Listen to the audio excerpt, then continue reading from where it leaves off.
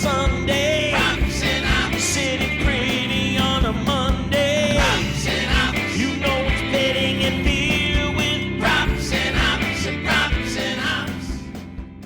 Welcome to Between the Lines, a show exploring the biggest NFL line moves by the books that take the biggest bets, right here on the Props and Hops podcast family, part of the Hammer Betting Network.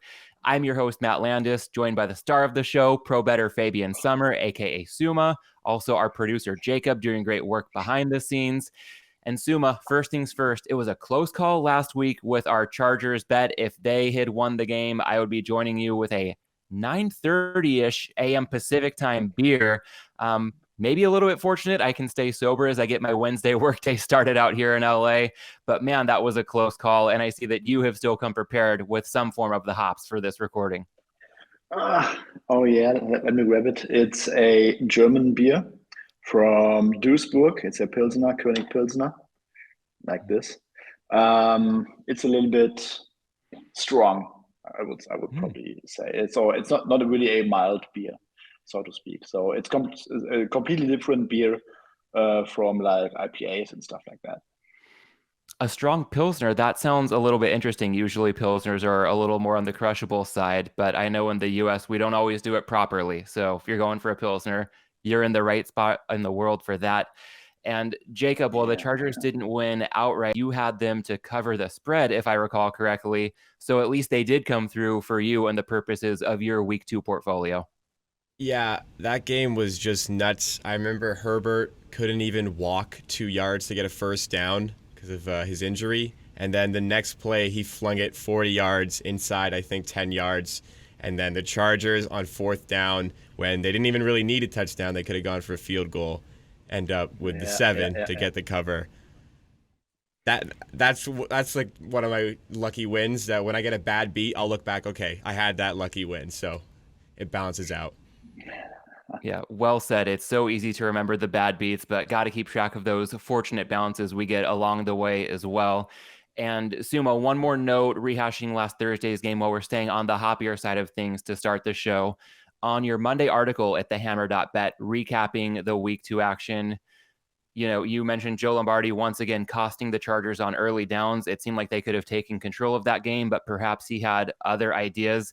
I'm thinking about maybe putting another Chargers-related beer bet on the line to join you with some beer in hand for next week's recording. You called out his EPA per play on first down. It was just terrible with a quarterback like Justin Herbert in command. What would you say is, on average, about a top 10-ish EPA per play for an NFL offense on first down? Off the top of my head, probably in the 0.15-ish range, I would say. All right, so let's say if the Chargers can exceed that, if they are 0.15 or better EPA per play on first downs, then next week I'll join you with a beer, and I will gladly get to it early in my day out here if it means that Joe Lombardi might be turning a corner in some way with that Chargers offense. That sounds pretty good. All right, well, we will get to the week 3 slate in just a moment here. Want to remind everybody that this episode is sponsored by the Power Ranks Sports Betting Newsletter. Valuable, concise, and entertaining. These are Dr. Ed Fang's 3 goals with each correspondence, which mostly covers the NFL and college football. Ed is a friend, a fellow fan of craft beer, as well as the old-fashioned, and he's also a data scientist whose work has informed my betting. So go ahead and check out the newsletter at thepowerrank.com and join me as a subscriber. Now, guys, let's get to the week 3 card, starting with the opener in week 3, Thursday Night Football, the Steelers at the Browns. We've seen some movement on both the side and the total in this one. Starting with the side, Browns currently laying 4.5. This one opened as low as 3.5. We saw it go as high as 5. Now a little bit of buyback on the Steelers. Suuma, overall, we have seen this spread increase for the Browns. Do you think the market might be giving them a bit of a pass after a pretty epic fourth quarter meltdown against the Jets?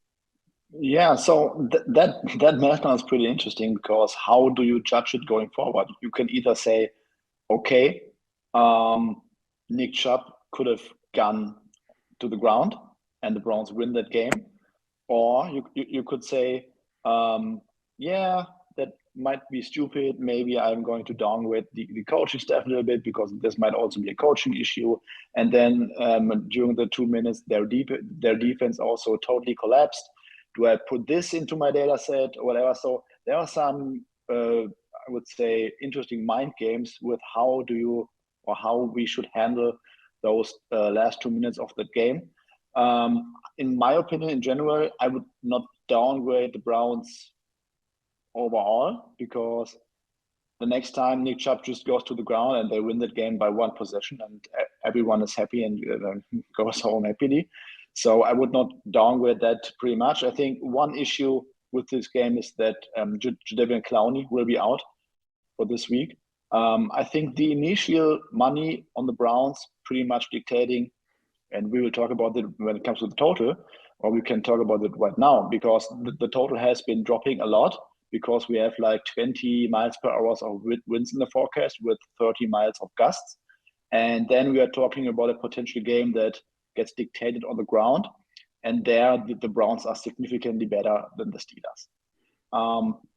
The Browns are really one of the most versatile running games in the league in terms of not including your quarterback into the one game. But just for a one game where they only use the running back, they have a very, very, very interesting game. They might get right tackle Jack Conklin back, which should be a huge boost for that offense. The Steelers defense is still missing TJ Watt. Steelers defense is not great against the run, and especially without TJ Watt up front. So I think there's the logic behind that initial line move that there's a windy game. The Browns will be able to control that game on the clock. The Steelers offense has not done anything, and if they cannot throw the ball through the air because of the wind, they are dealing with a very bad offensive line that will somehow try to establish some sort of a running game. And I think that's what the early money on Cleveland saw. The buyback, probably just someone saying, hey, at +5, the Steelers become very interesting on Thursday night, short total, potentially lots of variance in that game. So we might back that. We might play that back at the 5. As you talk about the short total, a game that might be played out on the ground, even more so than usual when we're looking at Browns Steelers, makes me think to start the season, it feels like we've had a lot of pretty quick primetime games. You know, some of these games have barely hit the 3-hour mark and they've been over. And that trend probably not going to last too much longer, but it may well hold true once again on Thursday night in this Steelers-Browns matchup. As we flip the page to Sunday, one game that'll probably take a good bit longer, expecting a lot of fireworks with Miami-Buffalo. And the total in this game had skyrocketed from an opener of 51.5. It's settling out now in the 52.5, 53 range, but we had seen it get as high as 54. So a bit of two-way action on the total thus far. Suuma, what do you make of the market movement in that one? Yeah, I mean, the Dolphins are looking like a clear over team, so to speak. Like, their defense is not really good and their offense is just clicking, and Mike McDaniel is really bringing everything he can. Tyreek Hill and Jalen Waddle, their speed just kills. Like, I'm probably at that point where I think if you are not in a great position as a defensive back against that setup, I just don't know how much you are really able to do. Like, you simply cannot go with that speed of both of those guys. There are no secondaries in the league that can match that speed. And if you are doing some sort of mental error, Hill or Waddle, they will just punish you. So I think the Miami Dolphins are really setting in the eyes of bettors as an over team. And on the other side, the Bills, they have been very good defensively early in the season, but they might potentially be without Micah Hyde, without Dane Jackson. They're already without Trey White. So there could be some potential cluster injury in the Bills secondary.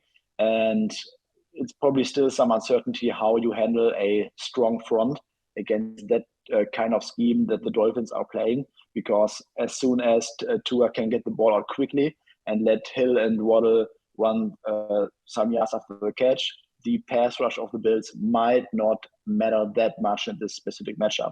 So I think that's the angle that early over bettors have been seen. We have had very low totals early in the year, game totals. We are talking about a median total score of 40.5, which is like unheard of. Last season we were at 45, I think.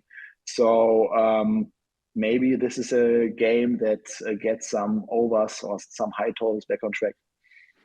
Yeah, something that could certainly skew that median a little bit if we can get this game as well as a few others to break out of that low 40s range. Sounds almost like we're talking preseason versus, week 3, and teams should start to be approaching mid-season form on the offensive side. But as we shift gears to the NFC, we can talk about a point spread here between Philadelphia and Washington. Eagles currently laying 6.5 or maybe a cheap 7. This one opened at 5 after the Monday night game, so we have seen more market love for the Eagles after we seem to see it all summer long. They've done nothing to prove their backers wrong through the season's first 2 weeks. And Washington also took on a lot of money to become the favorite against Detroit last week by the time that line closed. So Suuma, with this line move up from Eagles -5 to 6.5 or 7, how much of that do you think is pro Philadelphia versus what amount might be anti-Washington? I think it's more of pro Philadelphia because, I mean, this team is so good right now. They are just simply stacked on both sides of the ball. They played man coverage on third down against the Vikings, against Justin Jefferson, aggressive man coverage. They are suddenly bringing very well-timed blitzes. Their offensive line can just push opposing front sevens around. Their wide receivers are getting open. Jalen Hurts is playing a very good season so far. I think Hurts is ranked as the number 1 quarterback in terms of PFF passing grade right now on the young season. So there's just nothing right now that you could really hate about this team. And I think also from a market implied power rating standpoint, the Eagles have, I think, approached the second place behind the Bills, which is pretty interesting.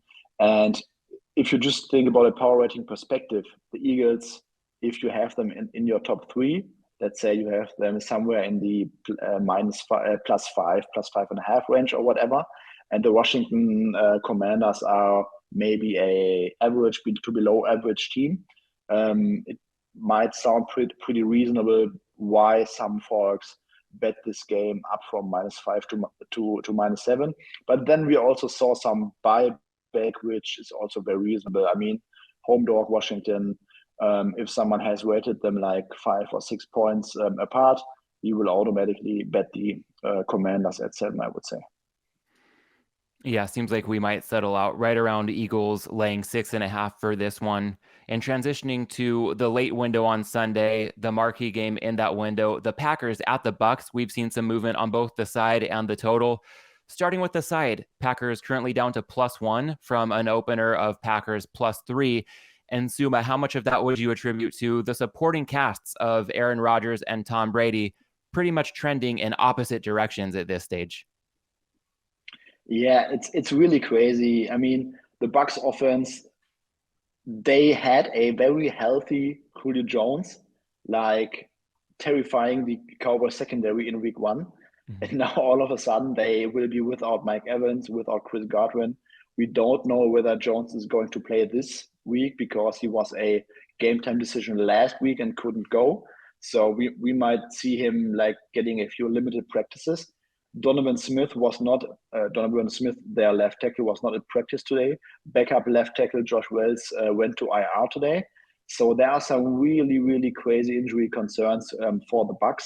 On the defensive side, they lost Akeem Hicks, one of the better run defenders in the league, even though he's already, I think, 32 years old.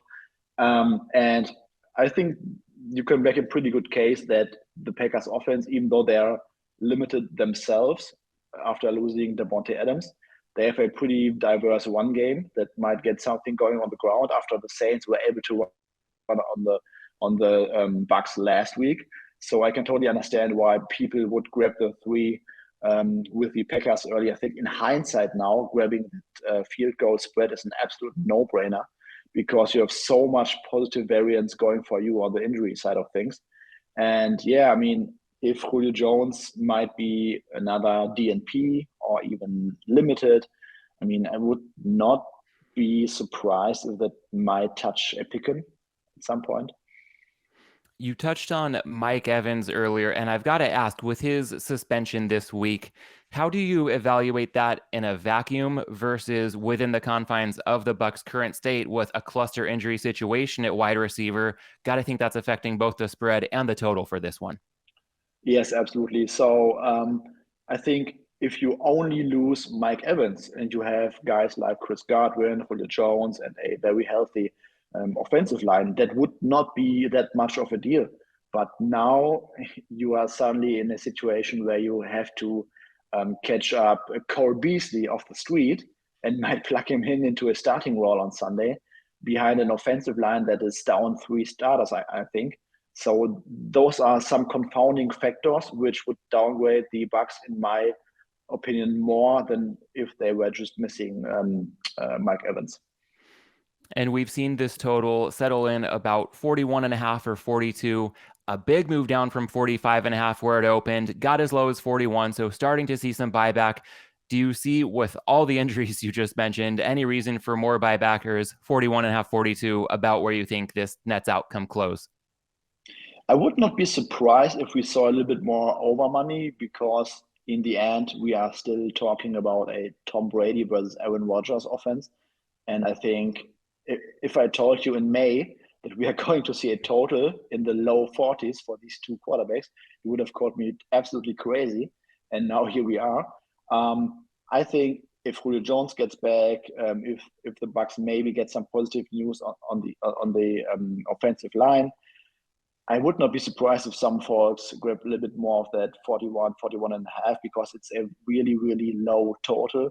And depending on the game script, we might also find Tom Brady slinging the ball around a little bit. So I think in general, and even if you have a model, let's say a player-based model, I think it's really hard to get a historic data on such a unique situation where you have so many skill position guys out, and some models might not properly capture that. And I think some models might also then automatically lead bettors to say, hey, we still have some edges on it towards the over at 41 or 41 and a half. Yeah, with the greatest quarterback of all time and another shoe-in Hall of Famer, the reigning MVP, won't be surprised if that just nudges some people to play the over, even with all the concerns, across especially the Bucs offense. But like you said, here we are, 41.5, 42, currently the total for Green Bay, Tampa Bay. Shifting out west, the Rams at the Cardinals, another game with some movement on both the side and the total. From a point spread standpoint, Arizona now plus 3.5, down from an opener of 5. Suuma, do you think this might bake in a little bit of an overreaction to the Cardinals' crazy comeback on Sunday, coupled with perhaps some fluky second half miscues for the Rams? Or do you think the opener just was off base based on what the Rams have shown, or perhaps more correctly, not really shown us through 2 home games to start their season? I think it's really, really interesting, because the first 2 weeks of the season, there were some major groups absolutely fading the Cardinals. In week 1, they bet the Chiefs from -3.5 up to -6. And then last week, they bet the Raiders from -3.5 up to -6. And then we saw some buyback later in the week. And this week, there was no such move, which is pretty interesting. I don't remember the exact closing number for the Raiders against the Cards last week. I think it was +5.5 for the Raiders. So when you think about it, yes, the Cardinals were playing on the road, but now they are opening against the Rams, and it gets bet down a little bit. I think that's pretty interesting. So there is some opinion in the marketplace that is saying the Cards might not be as bad as advertised, and the Rams might not be as good as advertised. I would not expect this to get towards the flat 3. That would be really surprising to me. We are currently looking, I think you said it, at a very soft 3.5, and that might also be the low point for the Rams, in my opinion. So seeing a -3, I would expect lots of people who faded the Cardinals early in the season might immediately scoop up that -3 on the Rams. Especially after the last time we saw these teams play in the wild card round last season, the Sharks were circling, waiting for the Rams to drop to -3. They hammered it shortly before the game kicked off, and they were handsomely rewarded with a sweat-free winner. So if this one does touch 3, pretty unlikely, but gotta think that wouldn't last long at all. And what do you make of the total in this one? We're seeing it now in the range of 48, 49, and that's down from an opener in the ballpark of 50.5 or 51.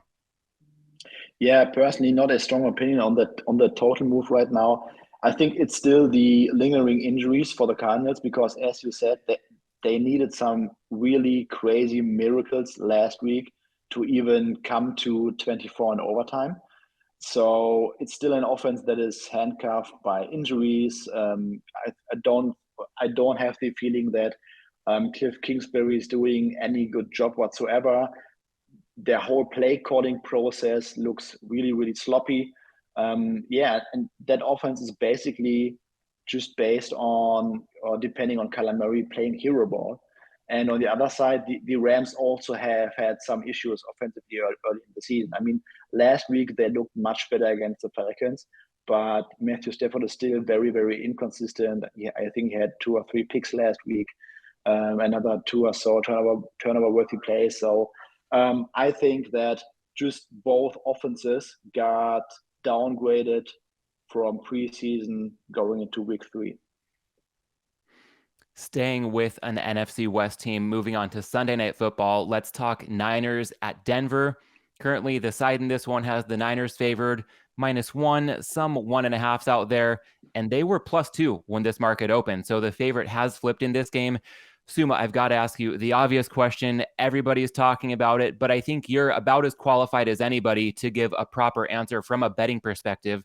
What do you make of the change at quarterback for the 49ers from Trey Lance after that gruesome injury last week, now looking at Jimmy G moving forward for this 2022 campaign? Yeah, so when we do projections for quarterbacks, we always have like a median expectation, and then we have like variance built around this.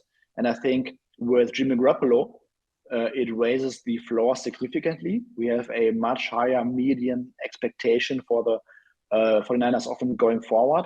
But with Trey Lance, we had all the crazy upside. Like if this guy is really special and this offense could look really special with a quarterback in the one game, I mean, the sky would have been the limit for the Shanahan offense. So we don't have that anymore. We know what we are getting with Jimmy Garoppolo. It's the same offense like last year. It's the same play caller. It's Jimmy G without an injury this time. So I think we have to upgrade the Niners in general. But we also gotta settle for a capped ceiling, so to speak. And if we're seeing less variance under center for San Francisco, we're seeing sky-high variance on the sidelines for Denver. How do you quantify Nathaniel Hackett's struggles out of the gates after not just the Monday Nighter week 1, but now 2 weeks into his head coaching career in Denver? To be completely honest, I don't think this is quantifiable because we just don't have any data on such a shit show, to be honest with you. I mean, it's not just, so usually we talk about coaches like the when we have a head coach that's also and the OC, like sometimes we have questionable play calling, like too many runs on early downs. Sometimes we have very weird in-game decisions like punting on 4th and short where you have to go for it and stuff like this. But with Hackett, like everything comes together. They have no clue what to do in the red zone. They have no clue how to get their play calls in, up to the point where the Denver crowd was counting the play clock downwards from 5 to 0. It just looks completely nuts. I mean, Hackett doesn't know when to kick a field goal. He doesn't know where to go for it. They had all the bad luck at the goal line in Seattle in week 1. Absolutely, they should have won that game. But in general, Hackett's game management is really, really concerning, and it looks like he would just be very overwhelmed with the job right now. Man, I feel like you're generally very measured and logical with the way you break things down. So when you have strong words like that, I really take it to heart. Jacob, I think Suuma provided about 5 quotes worth clipping in that answer right there about Nathaniel Hackett. And I will just note that from a betting standpoint, no, this is not a pick show, but I've been giving a lot of consideration to teasing Denver now that the favorite has flipped in this one. when we're teasing underdogs, we do want to minimize variance. Nathaniel Hackett might be doing the opposite of that. So just something to keep in mind. If you do want to tease Denver, not saying it doesn't fit the Wong model or mathematically it doesn't work out, but maybe worth proceeding with caution, giving the wild card, calling the shots for the Broncos right now. Yeah, I just have Moving a question as well. the- Sorry, Matt. I have a question for Suuma as well regarding this matchup. So I am under the impression that the Niners should be more favored in this matchup as a result of it being Jimmy G at quarterback. I was wondering what your thoughts were on that one. Do you think that Jimmy G actually increases the 49ers' likelihood of winning a matchup like this, or does it decrease it? I would say it increases their chances, absolutely. We also have some injuries that we have to monitor this week, like George Kittle might be back, very important to that offense. And on the other side, Patrick Surtain and Jerry Jeudy, two very key players for the Denver Broncos. They were ruled day to day on Monday, but there were also some reports on Sunday that it might have looked pretty ugly for them. So it's crazy that both guys got ruled out immediately, and then on Monday they are coming out and saying, "Oh, they're just day to day." So that sounds pretty weird to me. So we have to monitor their injury report today, whether those guys maybe got at least a limited practice in. I think if you get ruled out with a shoulder injury and you can't come back and you have like a DNP on Wednesday and Thursday, I think it would make it very tough for them to play. All right, and now we can prep to move to the Monday Nighter. I will note that while Nathaniel Hackett is a high variance head coach at this stage, Jimmy G, Jacob, I think to Suma's point, increases the Niners' likelihood of winning, perhaps relative to Trey Lance, but probably decreases the odds of the Niners winning in a blowout. So we've got a bit of a push and pull effect with Jimmy G, less variance, Nathaniel Hackett, more variance. So a bit of mental gymnastics for teaser bettors this week, with this one sitting right there in teaser territory with the Broncos. But as we look at the Monday Nighter, this game, Suuma, right before we started recording, it slipped out of teaser territory for those 6-point teaser players who like to cross through the 3 and the 7, because the Cowboys are down to +1 after opening +3 at the Giants. And I think we can kind of see why, even though the Giants are 2-0, I'm getting some similar vibes to the Panthers and Broncos 3-0 starts last year. Through a couple weeks, the Giants only +4 in point differential. 2 coin flip wins. Week 1, they needed a 2-point conversion and a missed Titans field goal at the wire to make that happen. And then week 2, minus 1.3 yards per play, but they got fortunate going +2 in turnovers, some red zone fortune with the Panthers only scoring 1 touchdown and 4 trips inside the 20. Now the Giants also dealing with defensive line cluster injury situation with Leonard Williams sprained MCL, so he's going to miss this one. Suuma, all things considered, any surprises or, updated takes now that this one is down to the Cowboys +1 on Monday night?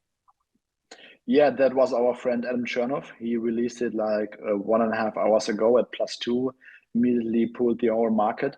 There are some exciting news about Michael Gallup, who is expected to get a full week of first team reps in. He might end up playing on Monday, which would be a very interesting comeback, because I didn't think he would come back so quickly after tearing his ACL, I think late November or early December last year.